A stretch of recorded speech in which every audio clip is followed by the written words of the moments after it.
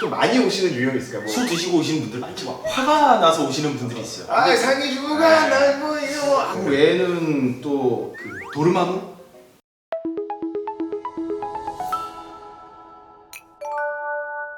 안녕하세요, 공TV의 현입니다.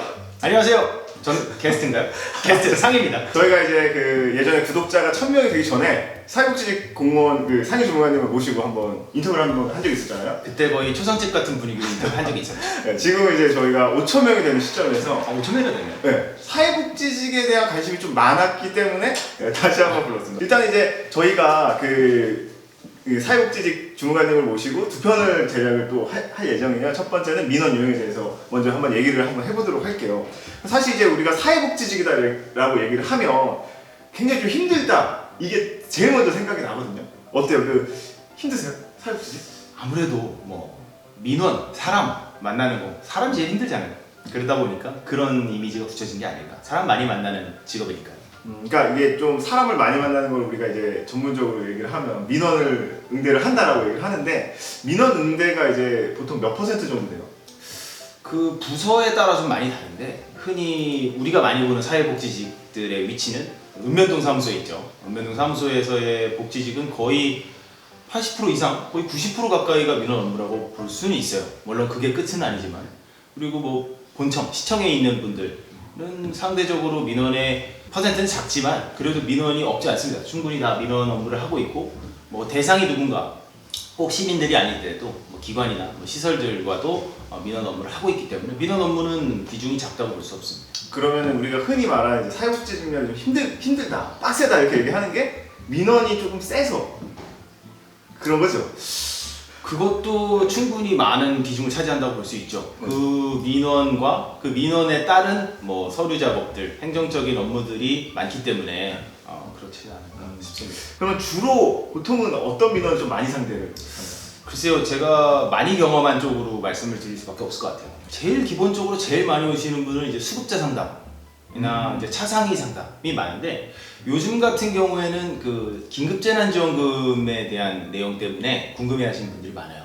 이제 저소득층이라는 대상을 긴급재난지원금에서 더 많이 도와주고 있기 때문에, 그래서 나도 저소득층이 될 수 있지 않을까라는 생각에 궁금해서 물어보신 분들이 아주 많아졌어요. 그래서 뭐 수급자, 뭐 차상위 계층, 아니면 뭐 한부모 가족, 이런 부분에 문의가 많습니다. 그 좀 자주 받는 민원이 또 뭐가 있을까요?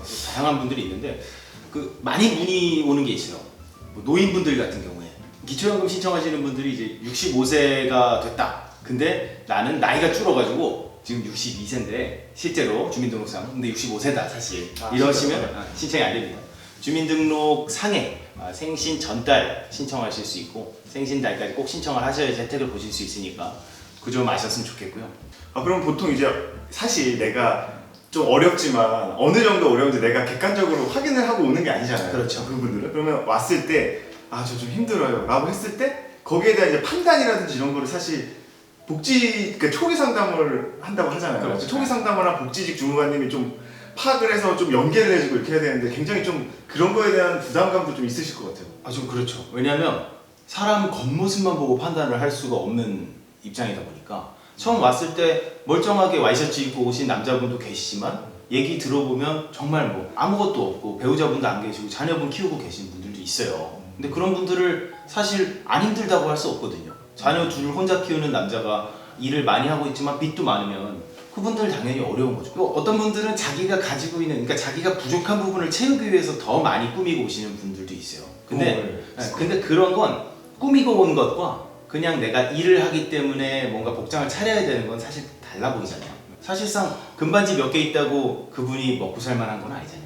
그러니까 오히려 그럴 수도 있으니까, 그렇죠. 그러니까 그런 거에 대한 생각을 좀 안 끼고 이렇게 계속 하시는 거예요. 사실 뭐 저희가 무슨 도사도 아니고 딱 그렇죠. 본다고 알 수 있는 것도 아니고, 제가 뭐 나이도 그렇게 많지도 않은데 딱 본다고 사람을 파악할 수 있을 만큼 능력이 있다고 보지 않거든요. 그렇기 때문에 저희가 가정 방문을 많이 다니고 사는 환경에 대해서 많이 여쭤보는. 그럼 이제 민원을 이제 응대하면서 그런 이제 주무관님만의 이제 뭐 꿀팁이라든지 노하우가 있겠지만, 좀 가장 좀 중요하게 포인트로 숙지해야 되고 좀 민원을 응대하면 좋겠다 이런 게 있을까요? 복지 직렬로서의 가지고 있는 그죠? 어떤 마인드라든지 이런 것도 좀 다를 것 같거든요. 글쎄요, 저는 다른 것보다 이제 아무리 좋은 정책이 있고 뭐 좋은 뭐 복지 혜택이 있어도 전달이 안 되면 아무 소용이 없잖아요. 근데 우리한테 오시는 분들은 대부분 잘 모르시는 분들이 많아요. 상대적으로. 그러다 보니까 그분들한테 잘 전달을 해드려야 되는데 그 어려운 공무원 용어를 딱딱하지 않게 눈높이에 맞춰서 설명드리는 게 저는 중요하다고 생각해요. 일단 이제 어르신 분들이 오시면 잘 안 들리시니까 아무래도 목소리를 크게 해야 되고 요즘엔 또 코로나 때문에 마스크를 쓰게 되면 거의 입모양이 안 보여서 대화가 잘 안 되는 경우가 많아요. 그래서 뭐 글로 써서 말씀을 드린다든가. 이게 좀 안 들리시는 분이 좀 오신다고 하셨잖아요. 뭐 수화 같은 것도 좀 이렇게 배워놓고 이렇게 좀 하면 도움이 될까요? 충분히 도움이 될 거라고 여긴 게 얼마 전에 그 수화 통역사분이랑 같이 오신 분이 계셨어요. 물론 그분은 제 입모양을 보고 천천히 말씀드리면 알아들으시지만 제가 수화를 할 수 있었다면 얼마나 감동적이었을까. 수화를 아직 하시지 못하고. 저는 이제 대충 뭐 하지 않은 것 좀 같습니다. 많이 오시는 유형이 있을까요? 뭐 장애인분들이나 뭐 노인분들이나 이렇게 말고 뭐 예를 들어 저희가 봤을 때 뭐 술 드시고 오시는 분들도 있고 뭐 좀 많잖아요. 술 드시고 오시는 분들 많죠. 술 많이 드시죠? 술 많이 드시죠. 일단 술 드시고 오시는 분들은 뭐 대부분 둘 중에 하나예요. 와서 웃으시든가 와서 화내시든가.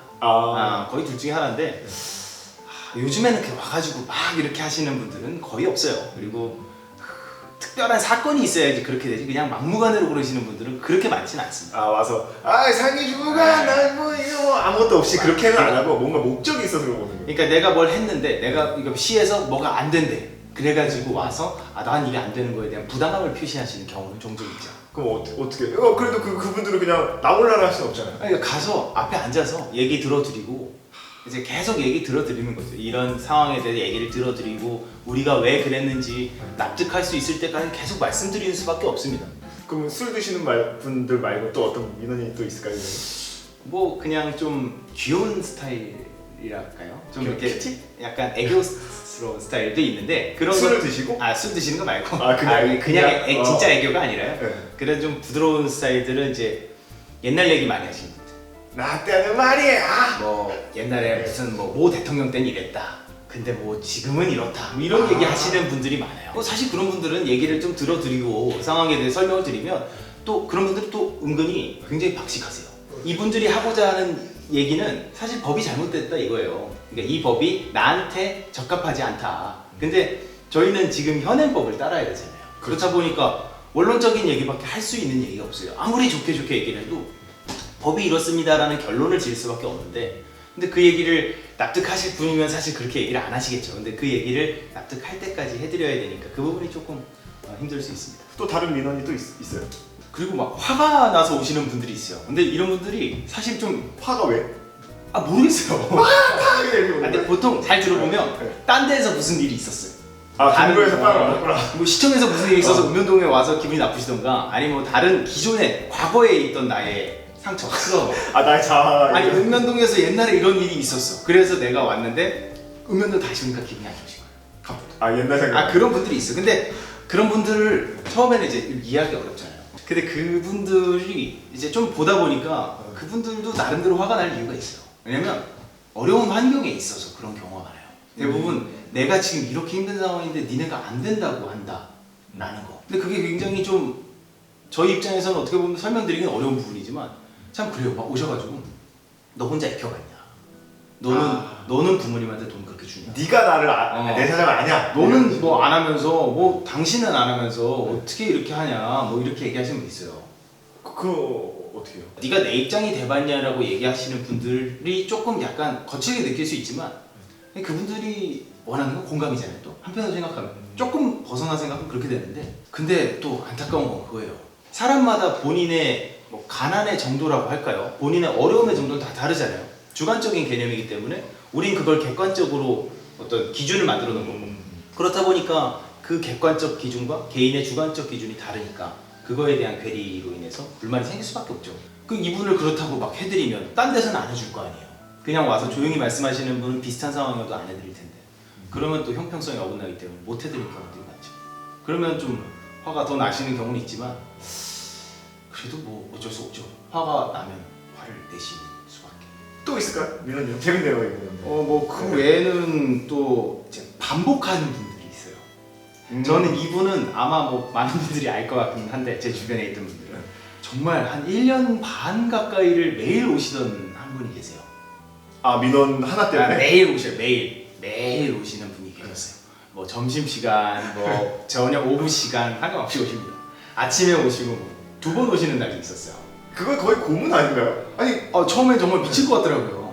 왜냐면 이게 제가 놀고 있는 게 아니라 일이 바쁘고 민원이 계속 있는데 이 뒤에 막 사람들이 서 있는데 이분이 와서 계속 똑같은 얘기를 하는 거예요. 근데 이 얘기를 분명히 어제 웃으면서 마무리 졌는데 오늘 어제 처음 아침부터 다시 시작하는 거죠. 그러니까 그 도르마무? 그러니까 도르마무? 안 좋게 화를 내거나 뭐 아니에요. 이런 건 그렇진 아니에요. 않아요. 막 화를 내실 때도 있지만 네. 심하게 그러시지도 않고 욕도 안 하시고 그냥 좋게 하실 때도 있는데 다만 도르마무. 좀 이렇게 그런 단기 기억 상실 같은 뭐, 그런 건가요? 어떤 질병이 있으신 건 아니라고 결국에는 확인이 됐는데 제가 봤을 때도 그 질병보다는 좀 외로우셨던 것 같아요.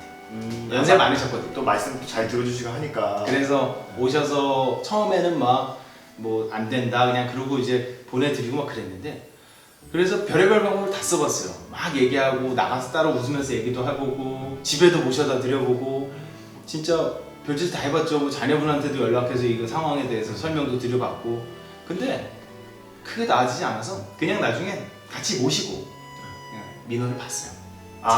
제 일을 하면서 네. 그냥 그러시냐고 얘기하고 뭐 한참 얘기하고 그러면 또 할 얘기 하시고 뭐 있으시다가 또 잘 가시고 그랬어요. 근데 그분이 뭘 특별히 바라시는 건 없거든요. 그러니까 이게 공격적인 성향을 보이시거나 이런 분이 아니라 그냥 단순히 진짜 외로우셔서 진짜 손주 같고 그래서 그걸 이제 몇 년 지나고 알았죠. 그 당시에 그 당시에는 사실 쉽지 않았어요. 왜냐면 거의 매일 할 일이 많은 상태에서 오셔서 30분 뭐 1시간씩 얘기를 하고 가야 되니까 그게 반복되니까 힘들죠. 근데 그치만 뭐 시간이 지나고 나니까 요즘에는 잘 제가 부서가 달라져서 못 뵈는데 잘 계신지 궁금하긴 합니다. 그러면은 이렇게 다양한 이제 민원을 보시고 하시는데 본인만의 어떤 노하우라든지 이 후배 사회복지직 공무원들 좀 알았으면 좋겠다, 알면 도움이 될 것 같다 이런 것들이 좀 있을까요? 일단 뭐 말씀드리기 앞서서 저는 아직 신규 직원의 마음으로 일을 하고 있기 때문에 신규 직원은 다른 게 없습니다. 몇 년 안 됐기 때문에요. 근데 저는 하면서 느낀 게 일단 마음에 담길 수밖에 없는 것을 어떻게 담느냐의 차이가 있을 수 있을 것 같아요. 사실 욕하고 그러면 제가 한 6년 좀 6, 7년 좀 된 것 같은데 한 10년 된 분도 마음에 상처가 되죠.